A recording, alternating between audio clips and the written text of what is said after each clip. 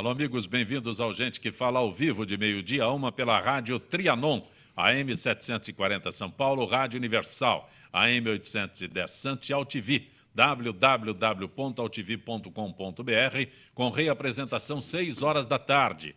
Nosso site www.gentequefala.com.br, nossa página Facebook/programa Gente que Fala, o Twitter @GenteQueFalaM, o WhatsApp para você participar é São Paulo 11 974012235 e o chat do site da AltV, ainda um telefone à sua disposição, é São Paulo 11 50526622.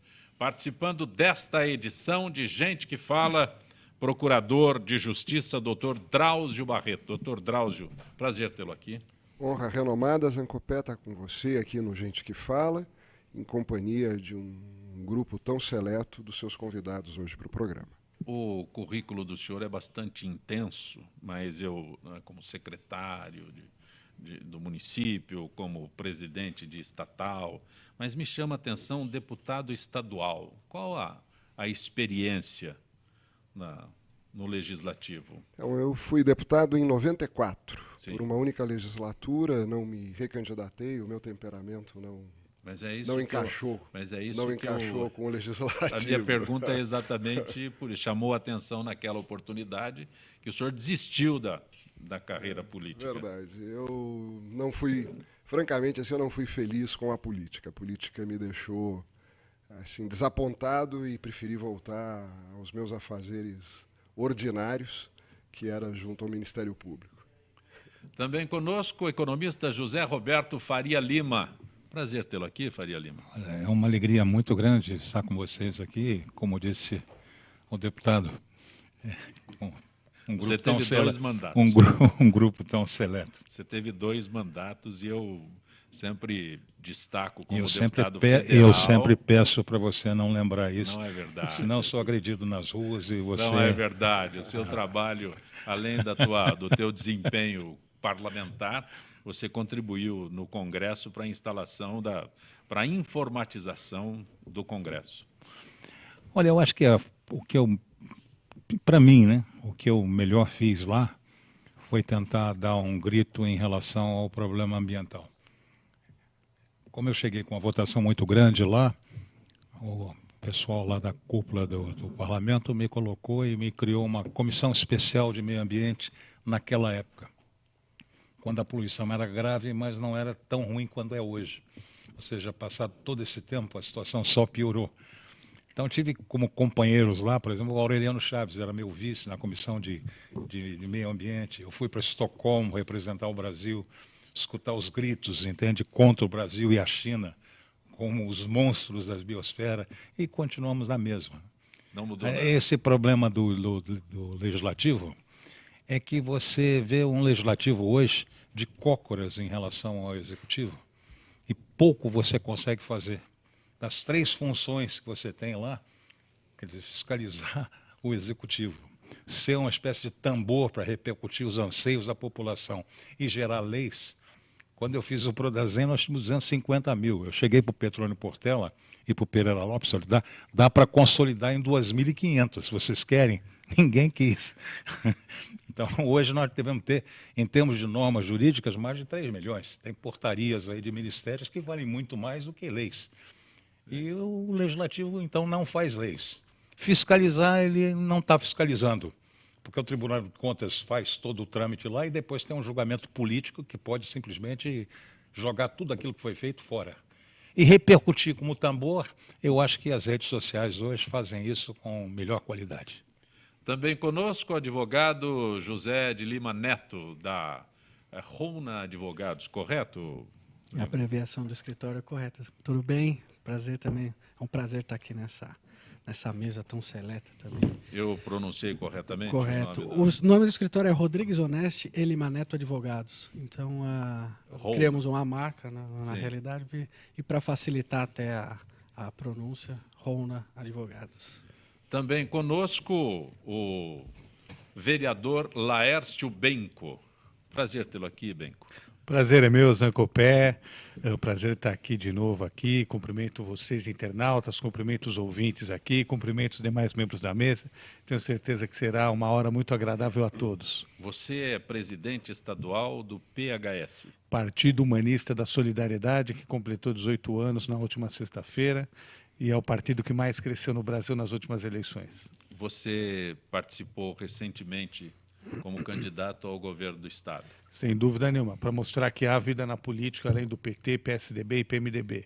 Por isso que nós nos colocamos à disposição da sociedade e começamos uma construção que tenho certeza que vai dar muito certo a médio prazo. E o PHS já se antecipa nessa disputa e anuncia que terá candidato próprio na próxima eleição à prefeitura? Sem dúvida nenhuma. Ao contrário do que muitos dizem, as pessoas gostam de rotular de uma forma superficial as coisas. E alguns rotulam os partidos, alguns como grandes e alguns como nanicos. E para a gente, para o meu conceito, partido nanico é aquele que não disputa eleição, é aquele que tem pensamento nanico. O PHS, por exemplo, tem pensamento grande. Ele disputou o governo do Estado de São Paulo, vai disputar a Prefeitura de São Paulo com candidatura própria e tenho certeza que vai disputar várias outras prefeituras importantes. Temos partidos aí supostamente grandes que há 20 anos não disputam uma eleição majoritária em uma capital ou um estado ou no país. Então nós vamos mostrar, já estamos mostrando que o PHS é um partido que tem tudo para crescer, já está crescendo e pensa como gente grande. Eu, de propósito, destaquei a participação do Dr. Drauzio no Legislativo, do Faria Lima no Legislativo, e você enfatiza exatamente isso. Mas nós temos aqui alguém para cuidar da gente, como não é? A velha história no avião, em quem você coloca a máscara? No advogado. É ele que vai te salvar. Né? Então, é esse detalhe. Mas, Benco, eu chamei a atenção exatamente para este detalhe. Né? Quando se anuncia já um candidato majoritário há tanto tempo da eleição, é uma disposição muito grande em realmente participar, e a política é a participação. Sem dúvida, é uma coisa necessária, porque se você não imagina, Zancopé, os ouvintes, os internautas, como isso está reverberando positivamente na sociedade, porque nós vemos as pré-candidaturas possivelmente postas aí. O atual prefeito, uma ex-prefeita, alguém do PSDB. O atual é candidato nato. Exatamente. Alguém do PSDB que vão se matar entre eles para brigar e de repente o Serra vai surgir em junho falando que ele é o candidato e tudo pode acontecer. Então nós não temos nenhuma novidade, então com a nossa pré-candidatura já colocada e consolidada e levada a sério, porque já levamos até o fim uma candidatura ao governo do Estado que é muito mais difícil de ser levada, eu tenho certeza absoluta que nós vamos agregar várias pessoas, já temos uma chapa maravilhosa de pré-candidatos a vereador, então nós estamos mostrando para a sociedade viva que está cansada dos mesmos, que quer a nova política, que existe um caminho capitaneado pelo PHS. Eu queria cumprimentar o vereador Lércio Benco por isso, porque com todos os defeitos da política, não é? O homem não descobriu uma forma melhor de viver a não ser em democracia. E a democracia pressupõe a participação ativa política, a representação política. E o que tem machucado a sociedade em relação à política não é bem a política, são os seus representantes, não é? Que, sob certa vertente, acabam traindo a confiança do eleitor, acabam traindo o voto que receberam e se enfiam em coisas que ninguém imaginava que pudessem estar sendo preparadas. Não é? Não vai se disputar uma eleição para fazer alguma coisa errada, é para fazer alguma coisa boa. Então, a exposição permanente, que é isso que eu entendi que o vereador Lércio Benco está falando, a exposição permanente de quem milita na política, estimulando as pessoas a participarem do processo político, né, ingressarem em alguma agremiação política, debaterem os problemas da sua cidade, do seu estado, é fundamental para a gente aperfeiçoar essa nossa democracia, que ainda, sob o aspecto da representação política, tem incomodado bastante a sociedade, no meu ponto de vista. Faria Lima? Na realidade, o Brasil nunca viveu um processo democrático. Nós oscilamos pendularmente entre o autoritarismo e o populismo. E quando o populismo se exacerbera aos limites, volta ao autoritarismo. Nós nunca chegamos a viver realmente um processo democrático. É preciso que haja alguma sacudidela na nação para que isso possa começar a quebrar esse paradigma, né? Agora, eu discordo um pouco pelo seguinte, a representação popular, tanto no Congresso, como na Assembleia, como na Câmara, é reflexo da nossa sociedade. Quer dizer, eu vou fazer a barba, olho assim, diz, poxa, que cara horrível. Aí eu chego para minha mulher e diz, me traz um outro espelho. Não adianta. O que está lá é a representação da sociedade. É preciso que o povo acorde para a importância do processo político. Quando agora o estômago está roncando, então eles vão começar a raciocinar de uma forma diferente. Não vão querer mais bolsas, entende? Não vão querer mais ficar atordoados, aprisionados em dívida. Né? Vão talvez agora repensar um pouco melhor. Eu queria cumprimentar o Benco, porque eu acompanhei bem esse processo eleitoral. A participação que ele teve foi uma participação de destaque. Ele levou posicionamentos muito interessantes, novos. Porque nós vivemos uma sociedade tão pluralista, o Brasil é uma maravilha. Como dizia o Darcy Ribeiro, nós somos a nova Roma. É um ponto de encontro de multidões gigantescas. Né? E essa decisão dele de participar, ele ser candidatando à Prefeitura de São Paulo é muito importante. São Paulo é o ponto de encontro dessas multidões. Né? São Paulo representa o quê? A vivência primeira daquelas experiências que o Brasil vai viver depois. São Paulo reage à demagogia, reage à mentira.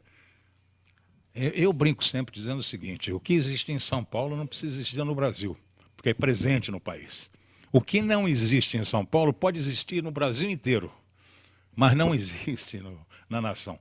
O caso, por exemplo, do PMDB. O PMDB é um partido que está localizado e pulverizado por milhares das 6.565 municípios, está em quase todos. Mas não existe em São Paulo. Se não existe realmente em São Paulo, não existe no Brasil.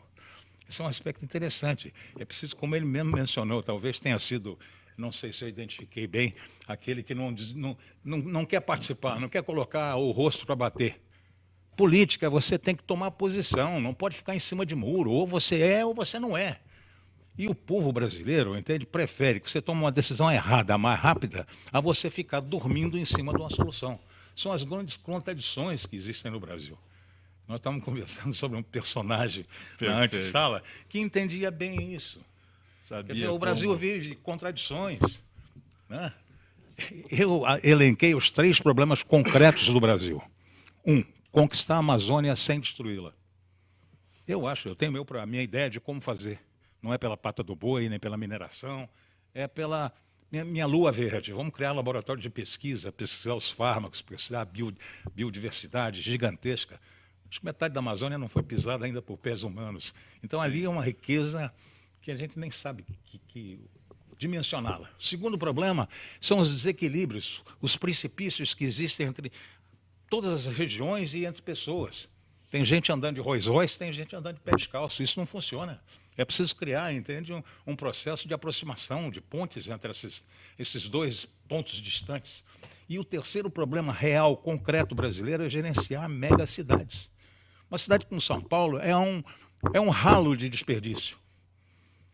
Um gato 50 vezes maior que um outro gato não é um gato, é um tigre. Para tomar conta de um gatinho, qualquer amestradorzinho toma. Para tomar conta de uma cidade, tem que ser um domador. E acho que o Benco está querendo ser domador. E que assim o seja. Lima Neto. Concordo plenamente com o doutor. Com o doutor também. Traz e parabéns, viu, Benco? Acompanhei também com eles também um amigo candidato na época a deputado pelo partido. Então pude acompanhar também o Benco nessa caminhada dele. E São Paulo hoje me dá tristeza de ver essa cidade do jeito que está. Então, realmente, a sociedade se impondo mais com essa força de vontade dessa nova política, como você disse, fazer renascer mesmo a cidade de São Paulo, principalmente a cidade de São Paulo. Porque hoje em dia, tanto parte de segurança, a cidade está uma sujeira danada, uma bagunça danada, um trânsito danado. Hoje em dia, viver aqui na cidade de São Paulo é para os fortes mesmo, realmente, para quem não cansa e tem ainda a esperança de que essa cidade seja ainda algo, ou que foi no passado, pelo menos, né?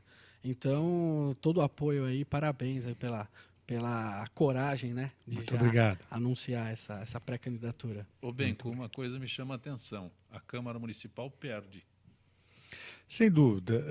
Não Você é perde. vereador, Não, você é per- vereador. eu acredito que não perde por um motivo. Essa é uma coisa que eu acredito e também quero deixar como exemplo. Eu acredito que vereador, deputado não seja profissão. Cada um aqui da mesa tem a sua profissão. Eu me elegi para 4 anos, cumprirei meus 4 anos de mandato. E eu acho que todos os projetos que eu gostaria de ter colocado em votação, todas as ideias que eu queria ter proposto, tudo aquilo que eu queria fiscalizar, tudo aquilo que eu poderia fazer, 4 anos é tempo mais do que suficiente. Mais do que isso, talvez a gente comece a ocupar um espaço que não é nosso, que mereça uma rotatividade. Então, eu também sou um ferrenho defensor da renovação na política.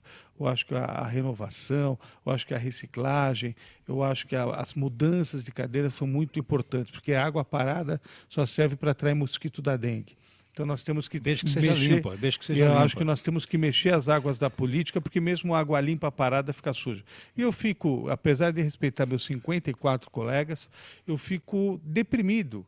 Às vezes, ao olhar para alguns que estão lá há 20 anos, alguns há 24 anos, eu falo, poxa, a vida deles virou isso. E a política não é ser vereador, ser deputado. A política é algo muito mais amplo. Então, essa nossa candidatura ela tem 2 vieses. Um viés de mostrar que existe uma proposta, uma candidatura do século XXI, porque todas as demais são do século XX. E a outra é mostrar que existe alguém com coragem suficiente para deixar uma reeleição, que seria praticamente certa, porque afinal de contas sou presidente do partido, teria toda uma estrutura, mas para abrir caminhos, para eleger uma bancada maior, porque hoje eu sou o único vereador do meu partido, sendo candidato, tenho certeza absoluta que nós vamos eleger pelo menos 3 ou 4 vereadores.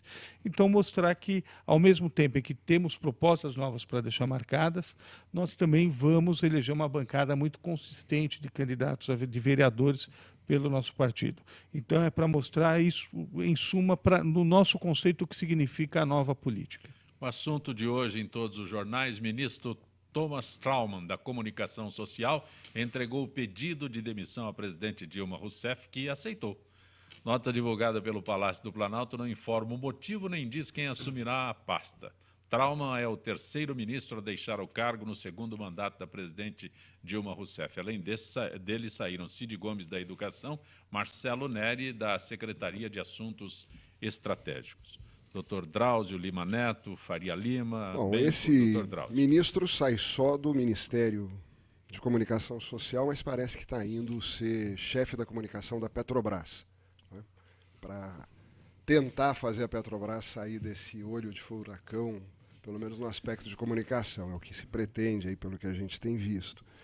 Mas não... Então cai para cima, é isso? Parece que no explodiu Brasil é para sempre cima. assim, né? Não é Parece que explodiu interessante? para cima. É sempre assim. Cai para cima. Há esse documento apócrifo, aí, que acho que é a origem da saída dele, dizendo que há um caos político Na comunicação, no né? governo, né, da presidente Dilma, e acho que ele ficou impossibilitado de continuar trabalhando ali, mas vai trabalhar na Petrobras. Então, sei lá. Hoje em dia está difícil da gente acreditar que exista assim, um pouco mais de lucidez no encaminhamento das coisas, não é? Não conheço esse homem, deve ter o seu valor, senão não estaria trabalhando numa área tão importante. Mas se tem uma coisa que não tem funcionado entre governo central e a sociedade brasileira é a comunicação, né? Há um fosso entre o que as pessoas sentem, precisam e querem, e entre aquilo que o governo sugere que está percebendo, né? E acho que isso fazia parte, talvez, das responsabilidades deste agora ex-ministro Thomas Traumann. Vamos ver lá na Petrobras se é que ele vai para lá mesmo, o que é que ele vai fazer, né? Matéria-prima ele vai ter. Bastante. Bastante. Inclusive, o que eles sabem mais fazer são propagandas, né, para tentar se limpar na própria sujeira, né, como nós costumamos dizer.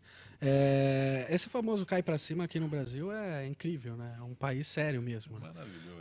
As pessoas, e principalmente na Petrobras, já explodiu, como até o próprio doutor falou, desse documento, né, que muitas redes sociais estavam chamando o ex-ministro agora, né, que ele que jogou tudo no ventilador com relação à máquina do PT da comunicação suja que eles faziam. Então, vai fazer isso agora na Petrobras? Como é que vai ser? Eu não sei. A Petrobras está precisando, não está precisando, acredito, de gente assim. Não está precisando de gente que possa, através de comunicação, ou falta dela, jogar as coisas para debaixo do tapete. Então, acho que é, mais uma vez, uma falta de senso, que é uma falta de profissionalismo mesmo desse governo que às vezes me dá desânimo mesmo, realmente. É lamentável.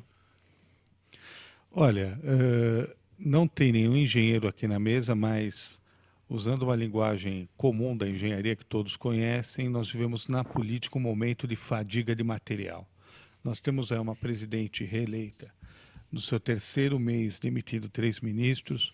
Nós temos um governador no estado de São Paulo patinando com problemas acumulados e escondidos debaixo do tapete durante os seus vários anos aí de mandato, sei lá, o Geraldo já está uns 16, 20 anos aí no governo, e gerou uma fadiga de material. Por quê? O grande problema é o apego às pessoas pelo poder, é o apego às pessoas pela cadeira. Esse programa, a gente que fala, ele é interessante por quê? Porque tem um grande apresentador e convidados que vão se reciclando dia a dia. Imagina se fosse as 5 mesmas pessoas diariamente. Em 3, 4 dias ninguém mais assistiria, ninguém mais ouviria. Então, na política, nós temos que ter mudanças de cadeiras, nós temos que ter alternância e renovação no poder.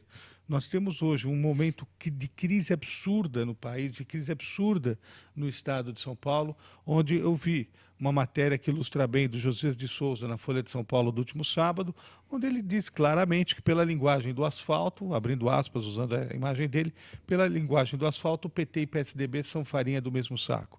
E, infelizmente, ele tem razão quando diz isso, porque se nós pegarmos as causas dos problemas em nível nacional e as causas dos problemas em nível estadual, a causa é apenas uma: não querem largar o osso, ninguém quer deixar o poder, ninguém quer dar espaço para novas lideranças. E as velhas lideranças que estão lá, elas não têm novas ideias para resolver os novos problemas.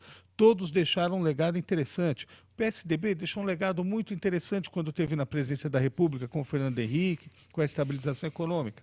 O Lula deixou um legado interessante com a melhor distribuição de renda. Mas e aí? O PSDB de Franco Montoro, que já foi eleito pelo PMDB, mas um PMDB que já era PSDB antes de nascer, ele fez uma mudança interessante no governo do estado de São Paulo, e depois houveram algumas outras coisas, mas é um mesmo grupo político há 32 anos no poder em São Paulo, e há 20 anos quase, e há 16 anos que serão completados no governo federal. Se somar PT e PSDB, que eu desafio aqui qualquer um a achar muitas diferenças, é mais fácil achar semelhanças entre PT e PSDB do que diferenças. Então, se pegarmos PT e PSDB, que um depende do outro para sobreviver, porque quando você aponta um dedo para um petista e fala da Petrobras, ele vem falar da violência em São Paulo, vem falar do escândalo da Alstom. Quando você pega um tucano para falar sobre o problema da Sabesp, para falar da Alstom, ele vai falar da Petrobras. Então, graças a Deus para o petista existe o tucano, e graças a Deus para o tucano existe o petista. E, infelizmente, para a sociedade, nós ainda não conseguimos criar uma alternativa a essa dicotomia de poder que tem levado o país ao buraco. Então, eu acho que essa queda do ministro demonstra um governo que já está acabando no seu início, e isso se reflete também em nível estadual, e teremos anos tristes. Eu sou contra impeachment, não vejo, sofremos uma propaganda enganosa da Dilma, sofremos propaganda enganosa do Geraldo Alckmin, vejo mais 3 anos e meio tristes aí para a gente, temos que suportar isso e aprender. Daqui 2 anos temos eleições e temos chances de começar uma renovação, mas o cenário é negro como a asa da graúna. Faria Lima. Olha, muda o cheiro. Muda o cheiro. O que eu vejo realmente, por exemplo, nesse episódio do O trauma. O importante é falar a verdade. Nós vivemos uma cleptocracia onde a mentira suplanta a verdade. E tem até uns ditados bíblicos que dizem só a verdade liberta. Então, o que eu vejo na política hoje é uma tentativa de sacralizar a política, transformar a política em religião. Então, o sujeito não é mais militante político, ele é um fanático religioso, né? Então, alguém vai lá no oráculo de Caetés, pega aquela verdade e sai expondo aquela verdade pelo país inteiro. E ai daquele que não aceitar aquela verdade. É queimado na fogueira. É simplesmente queimado da fogueira. Esse problema de o que eles profanaram os valores brasileiros. O problema é muito mais sério, porque nós estamos, entende, pegando a juventude já dentro dessa realidade. A nossa educação é uma educação para militante, não é educação, entende, para o mundo. Não se ensina a pessoa a pensar. Se mantém a pessoa ignorante e fanatizada. Ainda mais com a progressão continuada, que é absurdo. É tudo uma loucura, se analisar bem. Como o Benco estava mencionando, eu não sei se foi no ar ou não, mas ele está falando da menina dele, da filha que mexia no computador, né? Essa geração Z, não é nem mais Y, ela está muito evoluída, ela está numa dimensão nova.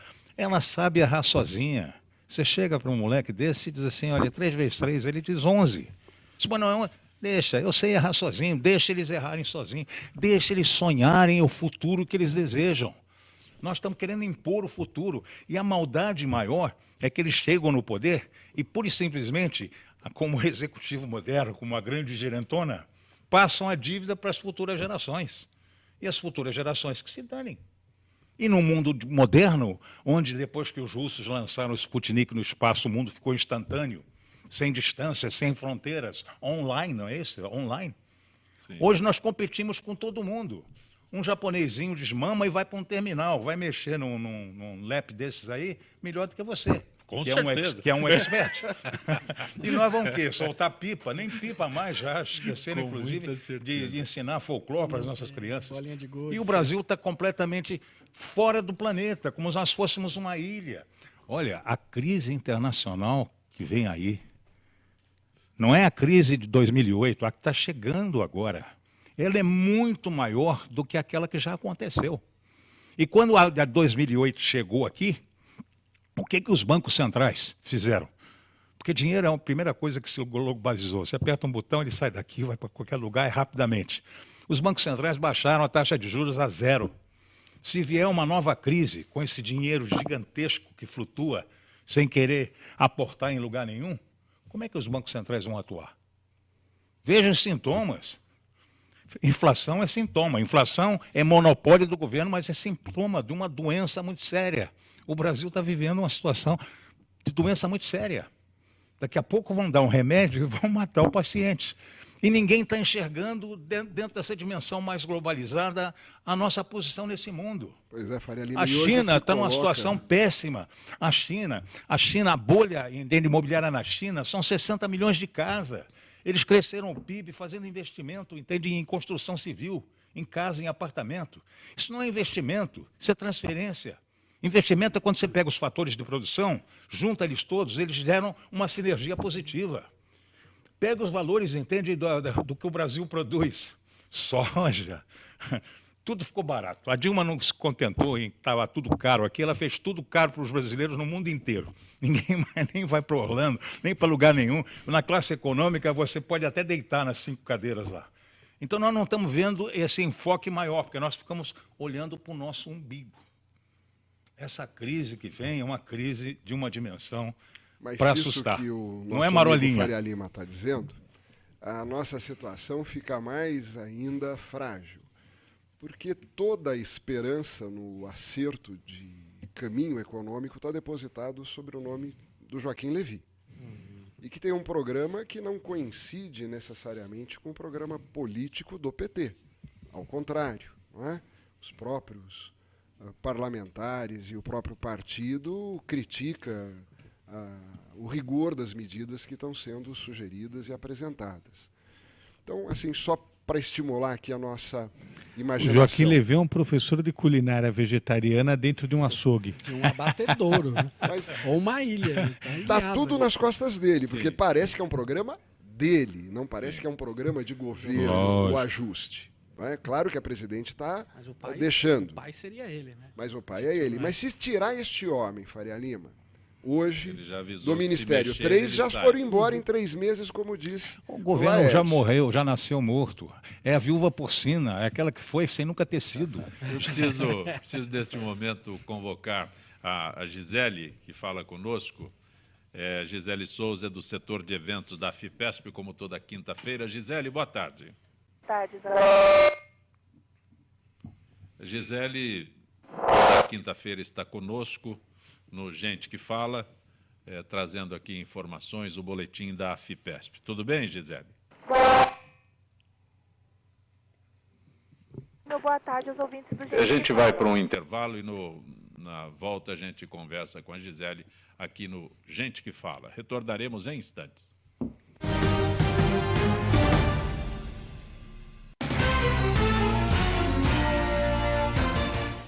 Talvez você ainda não tenha ido à Câmara de Vereadores de São Paulo, porque ela fica longe da sua casa, né? Mas não tem problema, pois a partir de agora ela vai ficar bem pertinho de você. Vem aí Câmara no seu bairro, que vai ouvir todas as necessidades da sua região. Serão realizadas 32 sessões plenárias na cidade inteira. Tudo para que a gente possa ouvir as suas ideias e sugestões. Por isso, participe! É a Câmara de Vereadores de São Paulo indo ao seu encontro por uma cidade melhor. Sim, meus amigos, muito prazer, sou Sérgio Oliveira e estou aqui para lembrar vocês que toda segunda-feira, 9 horas da noite, eu estou aqui na TV da internet com o Futebol Alternativo TV. Sim, Série D, Série C, Copas Estaduais, as inscrições de acesso, tudo aquilo que nenhum outro programa esportivo fala, tem a coragem, a capacidade de falar, nós falamos aqui na UTV. Toda segunda, 9 horas da noite, só aqui na TV da internet.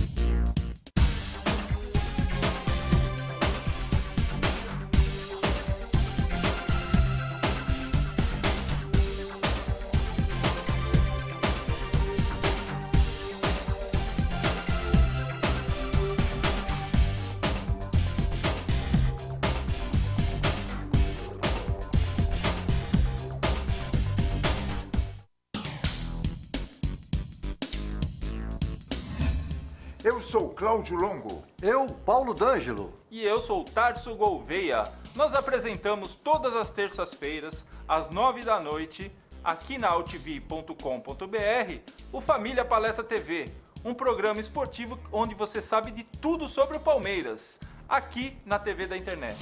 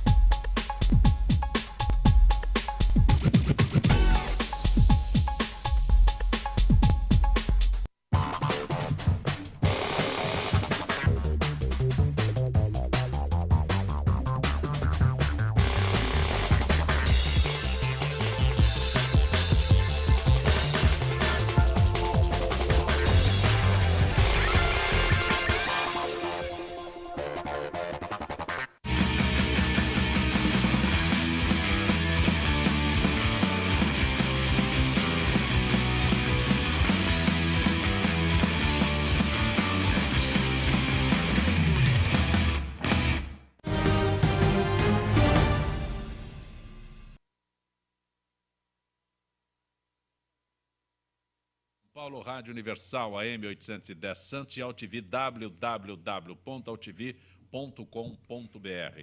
Gisele, acho que agora podemos manter contato, tá certo, Gisele? Boa tarde, Zancopé. O meu boa tarde aos debatedores do programa e boa tarde aos ouvintes do Gente que Fala. Gisele, dentro do nosso bate-papo de hoje, segurança alimentar é o tema da palestra a ser dirigida por especialista em nutrição do Hospital AC Camargo Cancer Center, na sede social da FIPESP, Dia Mundial da Saúde, 7 de abril. O evento, produzido pela Coordenadoria de Esportes da FIPESP, tem como objetivo ampliar a conscientização dos associados sobre a importância de uma alimentação equilibrada para se viver mais e melhor. Eu pergunto a você, a parceria com o Hospital AC Camargo Cancer Center ajuda a fortalecer o tema aprovado pela Organização Mundial da Saúde para 2015? Com certeza, muita gente sabe que a alimentação saudável contribui para se evitar doenças, inclusive o câncer. Porém, nem todos dão a devida importância para isso na prática. A palestra, dirigida por um especialista do Hospital AC Camargo, terá o peso que pretendemos para atingir os nossos associados, ou seja, na prevenção. Que comprovem ser possível evitar a doença apenas equilibrando a dieta? Algumas pesquisas sugerem ser possível a prevenção de cerca de 30% dos casos de câncer, apenas observando com mais cuidado os alimentos que normalmente consumimos. E isso é fato. Alguns alimentos funcionam como antioxidantes, fornecendo ao organismo substâncias imprescindíveis para combater os radicais livres que atacam as células. Só para lembrar, o contrário também é verdadeiro. Uma alimentação desequilibrada, ruim, nos coloca no grupo de risco, com a possibilidade de apresentar a doença. Quais são os tipos de alimentos que fornecem os antioxidantes? Essas substâncias antioxidantes estão nas frutas, verduras, legumes e carnes. Entre os fundamentais para a manutenção da saúde do organismo estão as vitaminas C, encontradas nas frutas cítricas, E, nos óleos vegetais, grãos e nozes, a vitamina A, alimentos de cor alaranjada, amarelos e vermelhos, e o zinco, um mineral presente nas carnes e nos laticínios. Os interessados em participar do evento, que promete trazer mais conhecimento a todos, devem entrar em contato com a Coordenadoria de Esportes da AFIPESP pelos telefones 011 3293 9551, nos finais 9552, 9557, 9555, ou pelo e-mail esportes@afipesp.org.br. As vagas são limitadas. Agradeço tua gentileza mais uma vez com Gente que Fala. Boa tarde a todos. Que é do setor de eventos da AFIPESP conversando conosco. Um registro especial. Quem nos acompanha em Nashville, nos Estados Unidos, é o Zé Mané do Povão. Zé Mané é caminhoneiro, mora nos Estados Unidos e acompanha através da rádio Trianon. Ele ouve lá nos Estados Unidos através da rádio Trianon, sempre conosco. Zé Mané do Povão é caminhoneiro, brasileiro caminhoneiro lá nos Estados Unidos. Conosco hoje o vereador Laércio Benco, o empresário, o economista José Roberto Faria Lima, o advogado José Lima Neto e o procurador de Justiça, Dr. Drauzio Barreto. Essa nova nomenclatura, agora não é mais promotor, é procurador, Eu me confundo ainda, doutor Drauzio. Não, as duas existem. Sim, sim. O promotor de justiça é o que trabalha em primeira instância, junto com um juiz nas varas cíveis e criminais. O procurador de justiça trabalha junto aos tribunais de justiça, junto aos desembargadores. Então é o degrau da carreira, o promotor de justiça e depois procurador de justiça. Porque me cria uma confusão, eu sou leigo, né? Então... Não, mas cria mesmo. Aí você tem com o federal, tem o procurador da República, tem o procurador autárquico, né? Tem o procurador do Estado. Houve uma alteração na nomenclatura e se confunde hoje em dia, por isso é que eu perguntei. Mas gera mesmo essa confusão em carreiras até que não são do Ministério Público, que são carreiras da advocacia, que também são chamados de procuradores. Sim. Mas a sua confusão é a confusão de muitos. Generalizada, né? Faria Lima também ficou pensando aqui. Não, mas é isso que acontece toda vez que eu vou. Olha, desde que não mexo com o Moro, para mim está tudo bem. Deixa ele lá. Deixa o Moro deixa lá. O Moro põe o lado. Por isso que, para não errar, a gente aprende o seguinte: a melhor forma é chamar ilustríssimo representante do Ministério Público. Entendeu? Não tem perigo. Como advogado, tem a... Olha, o governo federal propôs na semana passada 4 novas medidas dando continuidade ao processo de ajuste fiscal. Segundo o ministro da Fazenda, Joaquim Levy, o objetivo dessas medidas é aumentar a confiança na economia, além de gerar um aumento de arrecadação em 20 bilhões de reais. Pacote, no entanto, divide opiniões em todo o país. Faria Lima. É para dividir. Olha, eu aprendi isso. Economia de guerra, você primeiro tem que demonstrar, entende, a sua predisposição a participar dessa nova realidade, cortando os gastos dentro de casa. São 40, não é 40 não, 39, são 39. Não falta um. Não exagere. Agora, cortam de ministérios, tá certo? O síndico parece o dono do prédio, é um negócio horrível. Você tem que demonstrar isso, tem que tentar cortar em custeio, tem que tomar as providências internas primeiras. Porque, na realidade, o que está acontecendo? O que o povo está enxergando? Eles gastam, esbanjam, né? Tem cartão corporativo, tem viagenzinha de jato particular, fica em hotel, toma vinho, que eu não sou um apreciador de vinho, mas toma esses vinhos de 2 mil, 3 mil, 4 mil reais, e eu que pago a conta. Alguma coisa está errada nessa história toda. Então, discutindo outro dia, inclusive na Câmara, né? Na Assembleia, quando eu estive lá como deputado, eram 364, eu já achava muito. O Clodovil propôs 200, se não me engano. Sim. Já é muito também. Senado, para que o Senado existe? Não temos federação, pô. É um regime unitário. Olha, quando eu fiz aquele processo de implantação lá dos computadores lá, cheguei à conclusão, conversei com o Petrônio, conversei com o Pereira Lopes. São 2 prédios, agora estão tentando criar uma mística entre as cidades egípcias e Brasília, aquelas 2 torres, a entrada, mas são 2 prédios. Serviço de segurança pode ser um só. Serviço de limpeza pode ser um só. As bibliotecas pode ser uma só. Bom, a biblioteca ninguém vai usar mesmo. O serviço médico pode ser um só. Vamos cortar. Agora, qual o orçamento de cada casa? É o orçamento equivalente a uma cidade do porte de Belo Horizonte. Então, nós temos que começar a cortar. O Fernando Jorge, que vem sempre ao Gente que Fala, ele foi bibliotecário na Assembleia Legislativa. Sim. Ele instalou, implantou a biblioteca. Ele falou que nunca viu um deputado lá. E ficou muito pegou tempo. Fogo na biblioteca de um presidente aí e queimou todos os livros, até os que ele estava colorindo. Agora, só pegando esses pacotes aí, infelizmente, até algum tempo atrás, nós tínhamos os políticos tradicionais se submetendo aos marqueteiros apenas durante a campanha. Agora eles se submetem durante o governo também. E se pautam suas execuções pelo governo. Tivemos as manifestações de junho de 2013, onde foram anunciadas várias medidas e nenhuma delas em concreto implementada, tanto em nível federal quanto em nível estadual. Em nível federal se prometeu uma série de coisas, nada foi cumprido. Em nível estadual, o Geraldo Alckmin se comprometeu a diminuir o número de secretarias, não diminuiu nada.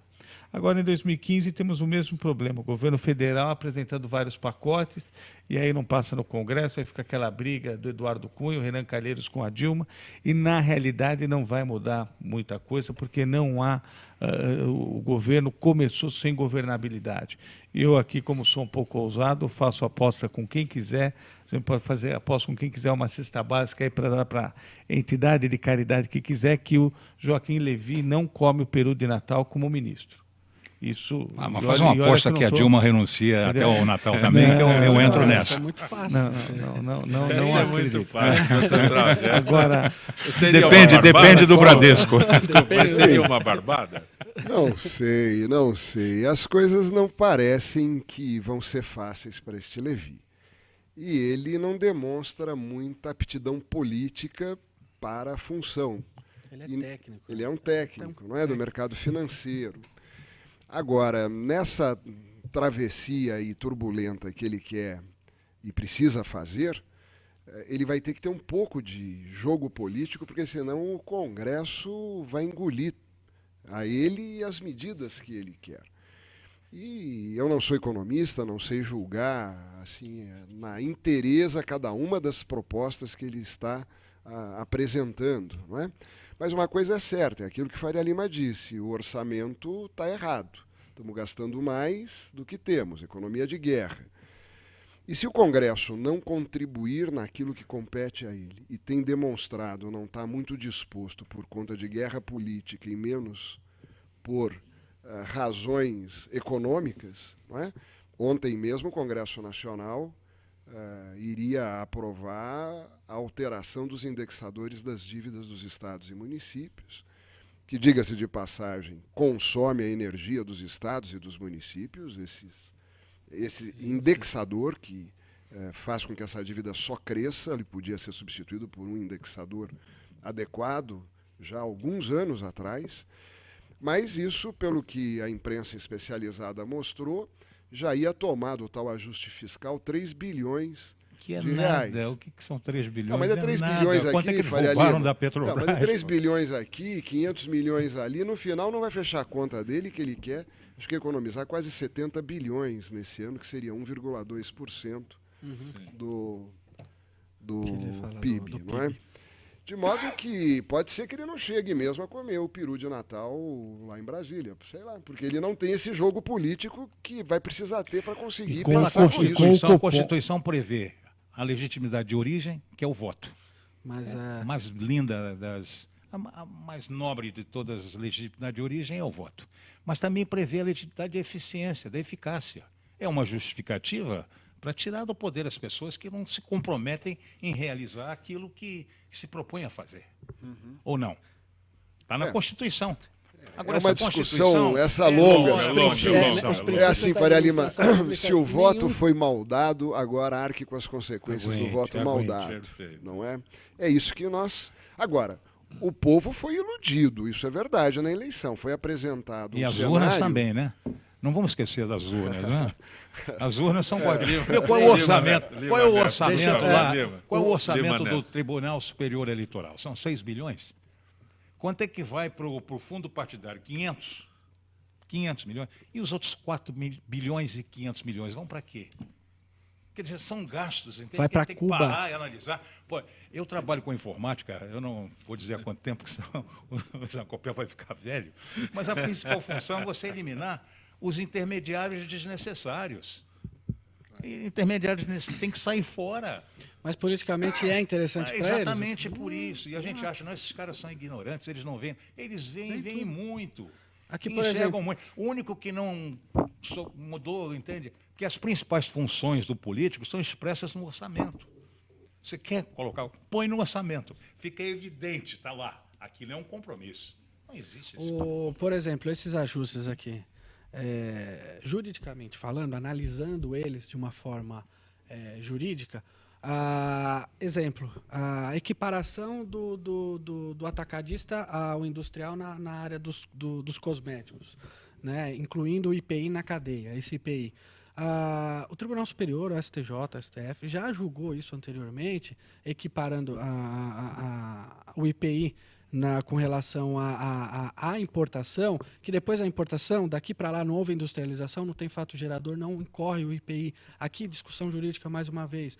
Um monte de ação jurídica entupindo o judiciário para rever o dinheiro de volta. O IPI, não, o PIS e COFINS, eles querem aumentar com esse plano de 9,25 para 11 e pouco, alegando que tirou da base de cálculo o ICMS, né, nas importações. Só que o que? Eles incluíram, hoje entrou a lei de 2015 agora, 12 mil e pouco, não me recordo, ela inclui maldosamente na base de cálculo do PIS e COFINS o ICMS, o ISS e o IPI, que essa lenda também, já há vários juristas, no meu entendimento, ela é inconstitucional. Mas outro mecanismo jurídico também para entupir, isso daqui causa discussão. Lá o judiciário não são as próprias ações do governo? Agora o falando governo, de precatório, agora tem que pagar o precatório governo para como 2020. um todo é o grande cliente da justiça. Ele empurra suas dívidas com então, o judiciário. Como né? pode chamar isso de um reajuste fiscal, se não é bem analisado, esses reajustes vão no futuro, igual o senhor falou, a conta vai ficar para quem? Para pagar? Lá no futuro. Olha, eu só para encerrar um negócio rapidinho assim, só para entender. Deus criou o céu e a terra. A China o resto, criou todo o resto, a China criou todo o resto. Agora, quando eu ia nos Estados Unidos, eu comprava lá as mesmas coisas que os chineses mandam para cá por 5 vezes mais barato. De onde é que vai esse dinheiro todo? É a ganância do empresário? Porque capitalista no Brasil é quem mora na capital. Capitalista é o cara que mora na capital, que sabe o caminho do BNDES. Onde é que vão abrir a CPI do BNDES? Onde é que vão abrir esses contratos secretos aí com Cuba? Será que o país aguenta essa depois? Mas o país tem que aceitar isso, ele tem que encarar a verdade. O senador Álvaro Dias fez um requerimento ao Supremo Tribunal Federal para que fosse obrigado o BNDES a revelar os financiamentos. E a multa é de 10 mil reais. Fora do Brasil. Se ele continuar, entende, não dando, multiplica por 3, ele paga 30 mil reais. 30 mil reais. Tem algumas perguntas que vieram aqui, não sei se dá tempo. No STF existem mais de 400 pedidos de intervenção no Estado de São Paulo por falta de precatório, pagamento de precatório, né? Se o presidente Supremo não utiliza sua caneta, que pode ser uma prosaica BIC. A pergunta é do Jaime, né? que se cumpra a Constituição? Infelizmente, inclusive, nessa área de precatórios, você vê pessoas que demoraram 15 anos, 20 anos para ter uma ação transitada e julgada na justiça, depois esperam mais 15 anos para receber o precatório. E vemos hoje que dinheiro há, basta ter vontade política, como o governador Geraldo Alckmin teve agora para socorrer a Sabesp, que eles mesmos quebraram, onde o governo fez um acordo em segunda instância, uma ação da Sabesp contra o governo do Estado de São Paulo, que poderia demorar mais 10 anos ainda, mas o governo está injetando agora R$1 bilhão na Sabesp, enquanto o seu Jaime, que pode ter o tio ou a mãe ou ele mesmo na fila do precatório para receber uns R$70 mil de precatório alimentar, outros tantos e tantos que têm 30, 40 mil reais para receber e estão na fila aí, a Sabesp vai receber agora $1 bilhão para ajudar a pagar os dividendos aos acionistas norte-americanos que têm as ações da Sabesp na Bolsa de Valores de Nova York. Continuamos com o volume morto. E nós no volume morto porque venderam toda a nossa água. Hoje o Estado de São Paulo está pagando que ano, mais ou menos? Ainda é 2010? Eu acho que ainda não acabou, né? 2010. Não acabou 2010. Ainda não acabou. Estão pagando o ano de 2010. A cronologia é totalmente diferente. A cronologia dele é... Faria Lima, como o senhor... O povo vai ter que viver. Mas o importante é ver, esse ano de 2010 é de uma ação na justiça que a pessoa deve ter entrado em 88. É uma loucura isso. E aí quando chega na hora de receber, vem o Congresso assim, agora pode mais 15 anos. Se a pessoa entrou na justiça em 2010 e recebesse agora, estava bom. Aí o governo vai pagar no cemitério, porque esse credor, coitadinho, já morreu. Os herdeiros. Tem várias perguntas que foram enviadas, mas eu, lamentavelmente, não tenho tempo para colocar as perguntas aqui para que os nossos participantes possam responder. Faria Lima, agradeço a tua gentileza, mais uma vez, de ter contribuído com o nosso Gente que Fala. Eu que agradeço. Ficar batendo um papo e conversando coisas de interesse, assim, com pessoas tão capacitadas, e vendo o seu sorriso aqui, para mim, já estou pago. Isso é muito gentil. Benco, vereador Benco. Muito obrigado, Zancopé. Eu cumprimento. Eu não posso dizer ainda que você é candidato, né? Essa legislação. Mesmo porque sou pré-candidato. Sou pré-candidato. Eu aprendo essa. Pré-candidato. Pré-pode. Tempo de jovem pan, repita. Mas agradeço aqui, Zancopé, agradeço o convite. Agradeço a paciência de todos os internautas, todos os ouvintes, e aqueles que quiserem encaminhar as perguntas que não tiveram tempo de serem respondidas, mande para a gente, laerciobenco@câmara.sp.gov.br. Grato por ter vindo. Lima Neto, agradeço a tua gentileza mais uma vez. Eu que agradeço e eu gosto de vir aqui porque a gente, né, fala de tudo, né? E não tem medo de falar e a voz realmente é solta e dá a nossa opinião, não tem, né? Não tem nenhuma dificuldade de expressar a nossa vontade.